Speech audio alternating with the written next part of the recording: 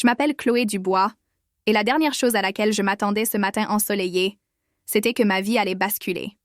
Le cabinet d'avocat était austère, avec ses murs gris et ses fauteuils en cuir qui respirèrent la formalité. Je m'assis à la table, nerveuse, tandis que l'homme en face de moi commençait à lire le testament de mon père. Chaque mot qu'il prononçait était un couteau acéré, tranchant les liens familiaux que je n'aurais jamais imaginés aussi fragiles. Quand il annonça que le nom de Raphaël, mon frère, figurait en tête de tous les biens et entreprises familiaux, mon monde s'effondra. Au milieu de la douleur et de la trahison, je compris que je n'avais pas ma place dans ce récit. Rien n'est plus fort que la détermination de celui qu'on a oublié, pensai-je, une phrase qui résonnait dans mon esprit, comme un mantra qui vibrait au milieu du brouillard de mon choc. L'avocat continua, mais sa voix se transformait en un bourdonnement lointain. J'étais une ombre, un fantôme parmi les souvenirs d'une enfance qui me paraissait maintenant si lointaine. Mon cœur lourd de trahison commençait à se forger en détermination. Toutes les promesses de Raphaël que tout irait bien devenirent des échos grotesques de la réalité. Ma mère, Denise, toujours aux côtés de Raphaël, avait décidé qu'il était plus facile de se débarrasser de la fille rebelle. Ce moment allait devenir un tournant dans ma vie. En entendant ces paroles d'abandon, une partie de moi se referma dans un état de froideur. J'étais loin d'être la Chloé vulnérable et méprisée. Il y avait là une flamme de révolte qui s'allumait et qui avait engendré un nouveau plan dans mon esprit. En tant qu'entrepreneuse et spécialiste du marketing digital, je savais que la vie m'offrait une nouvelle opportunité. L'entreprise familiale était stagnante et j'avais les moyens de la transformer. Je décidai que je ne resterais pas dans l'ombre de Raphaël et de son illusion de contrôle. La colère pouvait être une faiblesse pour beaucoup, mais pour moi, elle serait le carburant de la transformation. À chaque blessure de la trahison émotionnelle, une nouvelle détermination me gagnait. Il était temps d'analyser les failles de l'entreprise familiale Dubois et de tracer ma voie vers ma revendication légitime. Le testament n'était pas une fin, c'était un commencement. L'idée de vengeance, enveloppée de froideur et de stratégie, prenait forme. Avec les connaissances acquises au fil des ans, je commencerais à gravir la montagne qui me séparait de la famille qui m'avait ignorée. J'étais prête à saisir l'opportunité qui m'était offerte sur un plateau, transformant chaque refus en motivation. La table de ce bureau pouvait être recouverte des restes d'un passé sombre, mais c'est sur elle que je commencerais ma nouvelle trajectoire. Le jeu avait commencé et j'étais prête à le gagner. Le souvenir de notre enfance était toujours gardé au coin de mon esprit, comme un album poussiéreux que j'avais évité d'ouvrir. Ces journées ensoleillées où Raphaël et moi courions dans le jardin de notre ancienne maison à Lyon semblaient si lointaines. Je me souviens de son rire communicatif, de la façon dont il promettait que nous serions toujours une équipe. À 12 ans, je croyais que sa protection était inébranlable. Mais à mesure que nous avons grandi, la réalité s'est imposée, et j'étais sur le point de comprendre que sa confiance n'était qu'un masque. Raphaël a toujours été le chéri. Tandis que je luttais pour être vue, il recevait les éloges et l'amour de notre mère, Denise. Elle le regardait avec une dévotion presque aveugle, cherchant toujours à façonner notre image familiale selon les standards qu'elle jugeait dignes. « Nous devons être respectables, Chloé », disait-elle, la voix chargée d'une rigidité qui coupait comme du verre. Je me sentais étouffée sous ce poids, l'enfant rebelle qui ne correspondait jamais aux attentes. Chaque louange à mon frère était une nouvelle blessure à mon ego, et cela s'est transformé en une brûlure qui s'est installée en moi, une plaie qui ne s'est jamais refermée. Je me souviens d'une fête d'anniversaire, lorsque j'ai eu 16 ans. Tous les cousins sont venus et la maison était pleine de rires et de musique. Mais quand j'ai ouvert mon cadeau, un sac à main qui n'était pas celui dont je rêvais, ce moment s'est transformé en cauchemar. Raphaël a reçu une tablette dernier cri, et son sourire était comme un seau lumineux au milieu de mon obscurité. « Joyeux anniversaire, Raph !» ont crié les cousins, tandis que je restais dans l'ombre, les yeux déçus et le cœur brisé. Les années ont passé, et entre les réunions de famille et les célébrations forcées, les petites disputes sont devenues de grandes divisions. Alors qu'ils planifièrent la continuité de l'entreprise familiale, je cherchais mon propre chemin. L'école m'a offert une échappatoire temporaire. Le désintérêt de Raphaël pour mes réussites scolaires n'a fait que renforcer l'idée que je devais me battre pour ma valeur. À partir de là, j'ai mis mon énergie à apprendre le marketing et j'ai lentement réalisé mon aptitude à réparer ce qui était cassé. J'ai commencé à comprendre le fonctionnement de ce jeu cruel appelé vie professionnelle. Lorsque mon père est tombé malade, j'ai eu une nouvelle perspective. La fragilité de la vie mettait au jour des vérités que nous avions toujours essayé d'ignorer. Sa mort a été la monnaie d'échange de ma place, et à cet instant, c'est devenu clair. La mission de Raphaël et Denise n'incluait pas la fille qui était restée derrière. Ainsi, j'ai vu cette union qui semblait autrefois forte révéler des fissures et des faiblesses, comme un verre de cristal sur le point de se briser. La nécessité de contrôler le récit familial a poussé Raphaël à un rôle de contrôle, m'excluant complètement du dialogue. Raphaël tentait de tout contrôler, assisté de la soumission constante de Denise. Je me souviens d'un dîner où l'atmosphère était tendue, et Denise s'est tournée vers moi, les yeux embués. « Tu es libre de suivre ta propre voie, Chloé, mais notre entreprise est sacrée. Tu ne comprends pas les sacrifices que nous avons faits. » Sa déclaration était une invitation à renoncer, une tentative pour me faire culpabiliser de vouloir briller et suivre un chemin différent. Mais le message qui résonnait en moi n'était pas celui de l'abandon. Il était temps d'agir. Pendant qu'ils s'enfermaient dans leur narcissisme, je mettais au point un plan. Le marketing digital favorisait les transitions et les innovations, que leurs méthodes dépassées ne pouvaient tout simplement pas suivre. L'évasion du quotidien était devenue une obsession, et j'étais déterminée à démontrer ce qui était possible. J'ai cartographié leur présence sur les réseaux sociaux, leurs failles, leurs faiblesses. Je savais que le monde dans lequel nous vivions était en train de changer et que je pouvais créer une entreprise qui non seulement rivaliserait, mais laisserait sa marque dans un secteur qu'ils avaient délaissé. Mon chemin était clair, transformé. Chaque mépris en motivation, chaque regard sur le passé en outil pour façonner mon avenir. L'amour que j'avais pour Raphaël s'est transformé en stratégie, le soutien de Denise s'est transformé en analyse de marché. Et l'enfant qui ne voulait qu'être accepté se préparait maintenant à défier ceux qui l'avaient renié. Je n'étais plus une spectatrice de ma propre vie. J'étais la protagoniste d'un nouveau chapitre que j'étais sur le point d'écrire. Ce qui m'a été pris ne restera pas à jamais hors de ma portée. Une promesse silencieuse s'est formée sur mes lèvres. Alors que je naviguais dans les interactions superficielles de la famille, la vérité devenait évidente. Je n'avais pas besoin d'eux. À chaque pas, l'élan grandissait. L'histoire que j'étais sur le point de vivre serait complètement différente, et j'étais déterminée à conquérir ma place, non pas comme une héritière négligée, mais comme la véritable force. Derrière l'héritage que la famille Dubois semblait avoir oublié. La rage qui bouillonnait en moi était devenue un moteur puissant, et ma détermination était désormais inébranlable. Le testament encore frais à l'esprit, je savais qu'il était temps d'agir. La première étape de mon plan était claire, enquêter à fond sur l'héritage de la famille Dubois. Si l'entreprise était au bord du gouffre, je devais comprendre pourquoi. J'ai décidé d'utiliser les réseaux sociaux comme point de départ.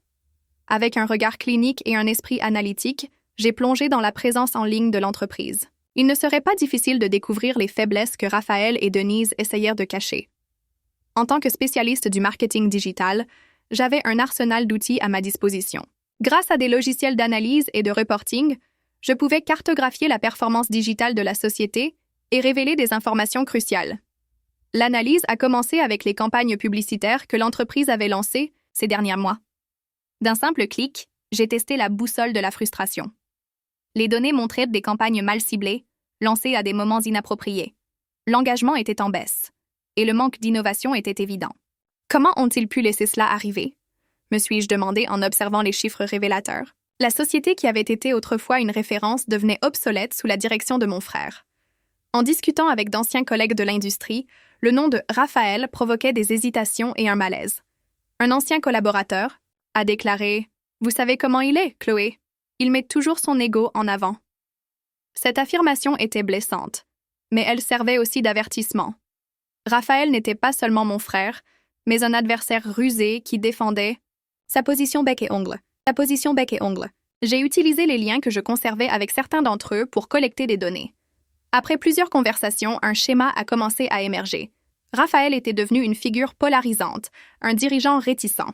Avec le soutien de quelques collègues qui préféraient garder leur distance avec son comportement autoritaire, j'ai commencé à répertorier ses mauvaises décisions. Avec ces informations, un plan plus concret a commencé à se former. À chaque découverte, le tableau devenait plus clair.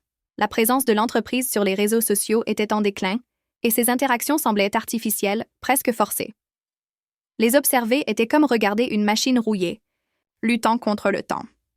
Il était temps de créer une stratégie qui non seulement les surpasserait, mais les laisserait perplexes. Je me suis concentrée sur une idée centrale. Je devais montrer le côté humain que la société du bois avait oublié. J'ai commencé à esquisser une stratégie qui inclurait des vidéos émouvantes, des publications stimulantes et un blog pour raconter des histoires inspirantes de réussite. Tout serait fait dans le but de créer des liens profonds avec le public et de raviver une image que l'entreprise avait autrefois possédée. Il ne suffirait pas de rivaliser, je voulais les déstabiliser. Au fur et à mesure que j'approfondissais mes recherches, les faiblesses de l'image que Raphaël et Denise essayaient de protéger apparaissaient. Si la confiance s'était érodée entre eux et leur public, je pourrais la reconquérir de manière novatrice et percutante. Et ainsi, pendant mes nuits solitaires de travail, j'ai transformé la frustration en stratégie. J'ai étudié le marketing, de contenu, les réseaux sociaux et l'analyse de la concurrence. Ce n'était pas un simple travail. C'était une mission. Chaque donnée que je collectais, chaque idée qui émergeait, augmentait ma certitude que le paysage était en train de changer et que je serais l'agent de ce changement. À partir de ce point, tout a commencé à prendre forme. J'ai créé une ébauche pour chaque vidéo, chaque publication sur les réseaux sociaux, chaque article de blog, un récit qui s'adressait directement aux consommateurs et qui faisait écho à ce qui avait été oublié.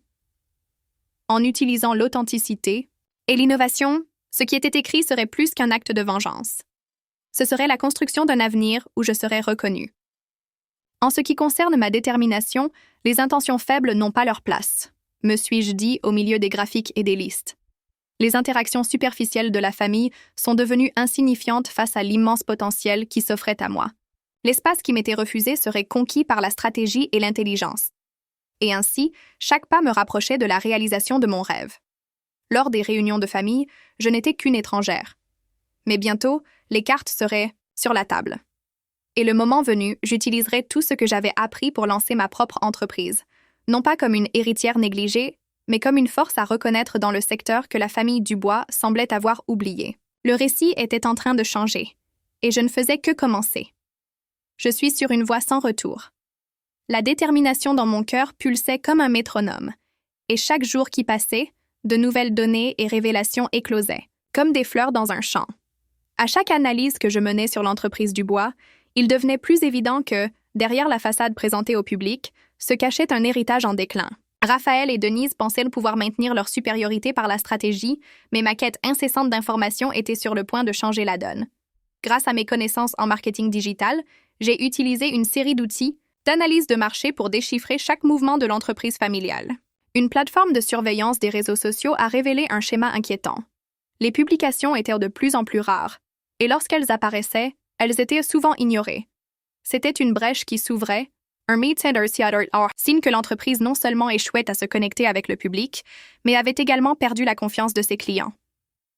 Les commentaires sur les publications révélaient du mécontentement, du dédain et même des blagues aux dépens de la marque. J'ai suivi chaque petite mention, chaque retour d'information, convertissant chacune de ces observations en données cruciales. C'est ainsi qu'un jour, j'ai découvert un utilisateur qui avait écrit « Qu'est-il arrivé à Dubois ?» C'était une référence. Et maintenant, ce n'est plus qu'une blague ceux qui se souciaient encore de ce que l'entreprise aurait pu être. Une vision interne serait ce qui me ferait triompher. Un ancien collaborateur, Pierre, qui travaillait maintenant chez un concurrent, a décidé de m'aider. En le rencontrant, j'ai compris que Raphaël était surchargé. Le poids de la gestion de l'entreprise était sans aucun doute tombé sur ses épaules, mais au lieu de chercher l'innovation, il s'accrochait aux méthodes qui avaient apporté le succès dans le passé, mais qui étaient maintenant clairement dépassées. Cela rendait l'entreprise vulnérable, et j'étais sur le point d'exploiter cette vulnérabilité. Chloé, je ne sais pas si c'est la meilleure voie, mais ça pourrait être utile. Dubois ne prête vraiment pas attention aux besoins du marché. Ils s'enferment dans leur bulle de confort. Il est temps que quelqu'un les secoue, m'a dit Pierre, me regardant droit dans les yeux. C'était le moment dont j'avais besoin. Une incitation qui a appuyé mon désir de triompher. J'ai fait une recherche plus approfondie sur les concurrents, en particulier ceux qui se démarquaient par leurs innovations. En étudiant leurs pratiques, j'ai constaté un mouvement croissant qui utilisait beaucoup plus de contenu visuel et participatif. Les consommateurs souhaitèrent de l'engagement, pas une entreprise distante qui ne lançait que des produits vagues. Avec ces idées, j'ai commencé à planifier une série d'innovations pour ma future campagne. J'ai compris qu'une partie de ce que je devais offrir était un nouveau concept pour la marque elle-même. Pour provoquer un changement significatif, Une réinterprétation serait essentielle. Si Dubois devait cesser d'être une blague pour les consommateurs, il devait retrouver ses valeurs originales et se graver dans le cœur des clients. Et, en même temps, c'est eux qui seraient probablement prêts à laisser Raphaël et Denise derrière eux, comme moi. J'ai commencé à construire un plan global qui comprenait des vidéos percutantes, des témoignages de clients satisfaits et des collaborations avec des influenceurs qui s'étaient déjà distancés de Dubois. J'ai créé des personas détaillés pour mieux comprendre comment aborder la communication en planifiant des publications qui captureraient l'essence de ce que la marque pouvait être. Au fil des jours, mon sentiment d'autonomisation grandissait. J'ai cessé d'être une spectatrice. J'étais en mouvement constant, expérimentant de nouvelles idées, et même les jours où ma confiance en moi vacillait, le désir de changer me maintenait ferme. Le sentiment que je pouvais tout transformer me rendait plus forte à chaque nouvelle idée qui surgissait. Ce qui m'animait, c'était la liberté de tout façonner à ma manière, sans les contraintes familiales qui, pendant si longtemps, m'avaient tenue dans l'obscurité. Le jour où je lancerai ma marque serait le jour où je réécrirai mon histoire, à chaque clameur et critique que j'avais reçue. La nuit précédant le lancement de la recherche finale a été marquée par l'anxiété, mais plus que jamais, j'étais prête. Avec une configuration préparée, j'ai présenté mes idées et mes concepts à un petit groupe d'investisseurs. La présentation, que j'avais élaborée méticuleusement, abordait tout ce que j'avais appris et découvert, ce que Dubois faisait mal, ce que le marché souhaitait et comment je pouvais être la réponse. Les réactions ont été instantanées. Il y avait une étincelle dans leurs yeux lorsqu'ils ont réalisé que, malgré l'ombre que Raphaël et Denise avaient projetée sur la société, il y avait de l'espoir. Avec cela, le groupe a commencé à discuter de financement, et je me suis retrouvée avec un projet presque terminé, embarquant enfin dans quelque chose qui pourrait changer le cours de ma vie. Au milieu de toute cette nouvelle euphorie, il fallait passer à l'action. Une volonté implacable, un plan bien ficelé et un objectif clair devant moi. L'heure de vérité approchait et j'étais sur le point de faire ce qui semblait impossible auparavant. La société Dubois n'avait aucune idée du destin qui allait la frapper. Et moi, je serais la force motrice du changement, un nom qui s'imposerait, non pas comme simple héritière, mais comme la créatrice d'un héritage authentique et renouvelé. Le jour du lancement de ma campagne était enfin arrivé. Un mélange d'anxiété et d'excitation m'envahissait alors que je me préparais à présenter ma vision au monde. J'avais pleinement conscience que c'était ma chance de réécrire non seulement ma propre histoire, mais aussi le récit de la marque que j'étais sur le point d'introduire sur le marché. Assis dans une salle éclairée, avec un projecteur devant moi et le murmure des investisseurs derrière moi, j'ai respiré profondément et j'ai jeté un coup d'œil sur le public qui m'observait attentivement. L'atmosphère était chargée d'attente et j'ai ressenti une vague d'adrénaline, une sensation que je n'avais pas éprouvée depuis la mort de mon père. J'ai regardé les visages connus et inconnus qui attendaient mes idées, et à ce moment-là, un désir féroce de reconnaissance m'a envahi. Je remercie tout le monde d'être présent aujourd'hui. Allons droit au but, ai-je commencé, ma voix ferme malgré le tremblement de mes premières syllabes. Mon cœur battait la chamade, mais mon esprit était concentré. La présentation que j'avais préparée n'était pas seulement un résumé des faiblesses de l'héritage Dubois, mais une vision passionnante de la façon dont je comptais changer la donne. La première partie de la présentation abordait les failles criantes de l'ancienne direction familiale. Elle présentait des données montrant la baisse de l'engagement et la perception négative de la marque. Les chiffres parlaient d'eux-mêmes et je les exhibia comme un artiste expose son chef-d'œuvre. Voici la preuve qu'une marque forte exige plus que d'être simplement présente sur le marché. Elle exige de l'authenticité et de la connexion, ai-je poursuivi, montrant des comparaisons avec les stratégies d'entreprises concurrentes qui se démarquaient. Les investisseurs ont commencé à se pencher vers moi, visiblement intrigués. Mon explication sur la façon dont les marques qui survivraient devaient s'adapter au nouveau monde numérique a trouvé un écho chez eux. J'ai parlé de storytelling, de l'importance de construire un véritable dialogue avec les consommateurs et de la façon de créer une campagne utilisant ces stratégies pour renouer avec le public. Mais j'étais aussi consciente du besoin d'aller au-delà des données, de toucher les cœurs. Dubois n'est pas qu'une entreprise, c'est une idée, un héritage. J'ai fait une pause, observant chaque expression parmi ceux qui m'écoutaient attentivement. Et cet héritage peut être sauvé grâce à une nouvelle vision, un regard neuf qui transformera cette marque en synonyme d'innovation et de pertinence. J'ai présenté mon projet innovant avec enthousiasme et clarté. Une plateforme numérique intégrant technologie, communauté et créativité, mettant en avant ce qui importait vraiment aux gens. La proposition ne se limitait pas à de simples produits. Elle parlait d'expérience, d'émotion et d'une nouvelle façon de se connecter avec le public. J'ai parlé de vidéos percutantes, de contenus engageants et de campagnes relationnelles qui ramèneraient Dubois au cœur des consommateurs. Il est temps de retrouver l'essence de Dubois et de la faire à nouveau partie de la vie de chaque client, ai-je déclaré, concluant avec conviction. Je suis prête à mener ce changement et à reconstruire la confiance perdue. Après la présentation, le silence s'est installé dans la salle. Pendant un instant, le temps a semblé s'arrêter. Mais bientôt, les applaudissements ont commencé à retentir, remplissant l'espace avec une telle force que mon cœur a failli repartir à toute vitesse. Mais cette fois pour une raison bien différente. Les investisseurs manifestèrent leur enthousiasme, un signe clair que le message était passé.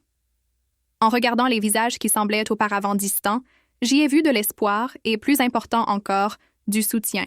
Nous avons commencé à discuter des détails financiers et il n'a pas fallu longtemps pour que nous commencions à former une alliance que je croyais essentielle à la renaissance de la marque Dubois. Dans les jours qui ont suivi, notre équipe s'est réunie pour commencer le travail de transformation. J'ai commencé à prendre ma place, restructurant les priorités que Dubois avait négligées. Une à une, chaque idée et chaque intuition que j'avais acquise par le passé sont devenues partie intégrante d'un nouveau récit. Alors que la campagne prenait forme, je n'ai pu m'empêcher de ressentir un mélange d'anxiété et de bonheur. C'était un revirement complet par rapport à tout ce que j'avais vécu auparavant. Lors de nouvelles conversations et réunions, et même face à mes nouveaux investisseurs, j'étais une nouvelle Chloé, plus forte et plus résiliente. Cependant, avec la croissance de la nouvelle marque, des divisions sont apparues. Des informations ont commencé à circuler sur les réactions de ma mère et de Raphaël. Tous deux étaient conscients du mouvement croissant de ma campagne et, inévitablement, la résistance a commencé à s'installer. Raphaël a tenté de dénigrer ma nouvelle entreprise, insinuant que je n'avais pas assez d'expérience. « Que sais-tu de notre entreprise, Chloé? Tu n'en fais pas partie. Nous savons tous que les données peuvent mentir, » a-t-il déclaré, sur un ton acerbe. Ces paroles résonnaient dans mon esprit, mais en même temps, elles alimentaient ma détermination. Dépendante de son influence familiale, il a une fois de plus exposé sa peur et son insécurité. La vérité était que non seulement j'avais commencé à défier son autorité, mais je montrais au monde qu'il y avait beaucoup plus dans l'héritage Dubois qu'il ne le reconnaîtrait jamais. M. Resposta decidi lançar uma série de campanhas de conscientisation que destaquei nas redes sociais. La nouvelle Dubois ne se consacrait pas seulement à la restauration du patrimoine de la marque, mais s'engageait aussi à se connecter avec les oubliés. Dubois, où l'histoire rencontre l'innovation. Tel était notre slogan. Même lorsque le mouvement semblait risqué, je savais que chaque pas serait décisif pour consolider la marque et, plus important encore, regagner la confiance et l'affection des consommateurs. À chaque interaction, je me suis concentrée sur le dialogue et la construction de relations, quelque chose que Raphaël n'aurait jamais fait. C'est là que réside la véritable force de la nouvelle Dubois. Ce n'était pas seulement une campagne publicitaire, c'était une conversation, une connexion authentique entre la marque et le public qu'elle servait. Et ainsi, au fur et à mesure que la nouvelle identité de Dubois se solidifiait, je ressentais le changement non seulement sur le marché, mais aussi en moi-même. Je n'étais plus l'héritière négligée, mais l'architecte d'un nouvel héritage. L'avenir de l'entreprise était enfin entre les mains de quelqu'un qui se souciait vraiment de sa mission. Le véritable paysage se dessinait et j'étais déterminée à mener ma vision de l'avant, défiant quiconque osait la sous-estimer, révélant qu'en fin de compte, rien ne serait plus fort que la détermination de celui qu'on a oublié. À mesure que la nouvelle campagne Dubois commençait à gagner du terrain, la tension entre moi et l'ancienne direction familiale s'intensifiait. Mes adversaires étaient désormais ceux avec qui je partageais le même nom, de plus en plus attachés à des traditions obsolètes, tandis que j'émergeais comme une force d'innovation prête à défier le statu quo. À chaque publication et à chaque retour positif, je sentais la donne changer en ma faveur. Cependant, comme on pouvait s'y attendre, Raphaël ne resterait pas passif. Insatisfait de voir son influence diminuer, il lança une série d'attaques sur les réseaux sociaux, dénigrant non seulement mes initiatives, mais insinuant que ma jeunesse et mon manque d'expérience me rendaient incapable de gérer la marque. « Que savez-vous de notre entreprise, Chloé? Vous n'en faites pas partie. Nous savons tous que les données peuvent être trompeuses. » répéta-t-il lors d'une diffusion en direct, son ton malveillant résonnant comme un avertissement. Ces paroles, bien que provocantes, ne firent qu'alimenter ma détermination. Il était clair que Raphaël exposait sa propre peur et son insécurité. Sa dépendance à l'influence familiale devenait évidente. Il ne réalisait pas qu'il scellait sa propre chute. En réponse, j'ai lancé une série de campagnes sur les réseaux sociaux pour recueillir la voix des consommateurs et impliquer la communauté. Dubois, où l'histoire rencontre l'innovation, est devenu notre slogan. Je savais que chaque étape de la campagne était essentielle pour reconstruire l'image de marque et regagner la confiance des consommateurs. Dans toutes les interactions, j'ai privilégié le dialogue et la construction de relations, quelque chose que Raphaël n'oserait jamais faire. Au fur et à mesure que la nouvelle identité Dubois se consolidait, je ressentais un changement non seulement sur le marché, mais aussi en moi-même. Je n'étais plus l'héritière négligée, mais l'architecte d'un nouvel héritage. L'avenir de l'entreprise était enfin entre les mains de quelqu'un qui se souciait vraiment de sa mission. Je savais que je devais mener ma vision de l'avant et affronter quiconque sous-estimait mon pouvoir, révélant que rien n'était plus fort que la détermination de celui qu'on a oublié. Le grand défi est arrivé lorsque j'ai commencé à planifier un festival communautaire pour célébrer la nouvelle Dubois. Avec des activités qui réuniraient les consommateurs et la marque, j'ai planifié un événement qui démontrerait la nouvelle philosophie. Il ne s'agit pas seulement de vente, mais d'expérience. L'idée était de transformer Dubois en un nom que les gens associeraient à leurs propres histoires de vie. Le festival serait le cadre idéal pour le montrer, alignant la marque sur l'esprit communautaire. D'un autre côté, Raphaël n'est pas resté inactif. Il a utilisé sa rhétorique traditionnelle lors d'une rencontre de l'industrie pour tenter de discréditer ma nouvelle approche. Un héritage ne peut pas être changé du jour au lendemain, a-t-il proclamé, son ton méprisant résonnant, dans l'auditorium comme s'il tentait de rallier les soutiens. Mais, même ainsi, les vents du changement commençaient à souffler en ma faveur. Le jour du festival, toute l'équipe était enthousiaste. L'espace était plein d'énergie et d'attente, avec des stands de produits, de la nourriture et, bien sûr, de la musique qui animait le public. Alors que je m'adressais à la foule juste avant le début de l'événement, j'ai regardé autour de moi et j'ai vu des visages familiers et nouveaux, et une vague d'émotion m'a envahi. Accroche-toi au présent et garde les yeux sur l'avenir. Je me suis rappelé que c'était le chemin le plus important. Cependant, comme prévu, Raphaël a fait une apparition inattendue et tendue. Il a décidé d'essayer d'éclipser la nouvelle image qui émergeait. Dubois doit se souvenir de ses racines, ne pas se perdre dans des rêveries modernistes, a-t-il vociféré, de manière arrogante, en essayant de capter l'attention de la foule. À ce moment décisif, je ne pouvais pas laisser cette provocation compromettre tout ce que j'avais construit. Prenant une profonde inspiration, j'ai cherché à garder mon calme, et avec un sourire sur le visage, je me suis adressée à distance. Raphaël, Dubois n'est pas là pour oublier ses racines. Nous sommes là pour montrer au monde que tradition et innovation peuvent coexister, ai-je répondu, ma voix résonnant fermement au-dessus du bruit de la foule. La foule a répondu par des applaudissements chaleureux. L'énergie du soutien des consommateurs restait palpable, et l'enthousiasme, dans l'air, est devenu contagieux. Raphaël a protesté, mais le vent avait déjà tourné. Son rejet du changement devenait de plus en plus une réaction isolée. Le festival fut un succès retentissant, et l'énergie vibrante dans l'air a insufflé une nouvelle vie à Dubois. La marque a commencé à résonner comme un symbole de renouveau, et j'ai senti que je dirigeais une révolution qui allait bien au-delà des produits. Les histoires des consommateurs s'entremêlaient au récit de Dubois, et ils n'achetaient pas seulement, mais se reconnectaient à un héritage qui semblait oublié. Cependant, la résistance de Raphaël et Denise persistait. La tension lors des Ampatistes, réunions de famille, devenait insupportable. Denise était visiblement bouleversée et essayait désespérément de gérer la division croissante. « Chloé, tu ne peux pas ignorer ce que Dubois a toujours représenté. Nous perdons notre essence ?» disait-elle, sa voix chargée d'inquiétude. Mais cette fois, j'ai maintenu une position ferme. Il y avait une communauté croissante de partisans qui croyaient en la nouvelle vision de Dubois. La marque était devenue plus que des chiffres. C'était désormais la voix d'une nouvelle génération. J'étais déterminée à aligner notre communication sur les valeurs d'équilibre entre tradition et innovation, prouvant que Dubois pouvait se réinventer sans sacrifier ses racines. Parmi les avancées est venue l'idée d'une nouvelle campagne intitulée « Dubois, nos histoires ».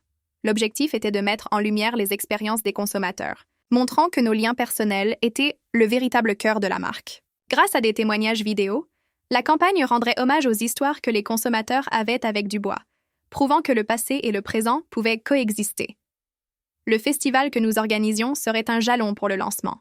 de cette nouvelle campagne et l'enthousiasme au sein de l'équipe était palpable. Chaque personne impliquée était déterminée à faire de l'événement une célébration de la nouvelle du bois et de son interaction avec les consommateurs. Je me suis émerveillée en rassemblant chacun autour d'un seul objectif: construire une nouvelle réalité qui nous reflète tous. Cependant, Raphaël, dans sa tentative de discréditer la nouvelle approche, a commencé à faire des commentaires malveillants sur Dubois, insinuant que le changement dénaturait l'entreprise. Mon frère, ce qui a déjà fonctionné ne doit pas être changé juste pour un public qui ne s'en soucie plus, a-t-il proclamé lors d'une réunion de famille. Son dédain devenait de plus en plus évident, mais la résistance à sa vision grandissait.